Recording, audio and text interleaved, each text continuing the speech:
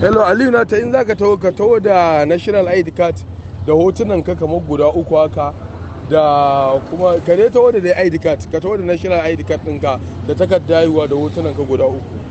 Immigration din yanzu haka ma muna tare da shi wanda zai ma passport din.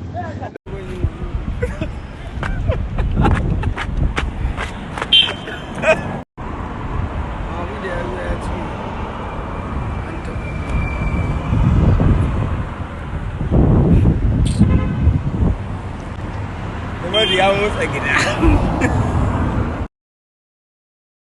Hello Aliyu, Nata, in zaka taho ka taho da national ID card da hotunan ka kamar guda uku haka, da kuma ka dai taho da dai ID card, ka taho da national ID card ɗinka da takardar haihuwa da hotunan ka guda uku. Immigration din yanzu haka ma muna tare da shi. Ku danna subscribe sannan ku danna alamar ƙararrawa domin samun sababbin shirye-shiryenmu da zarar mun ɗora.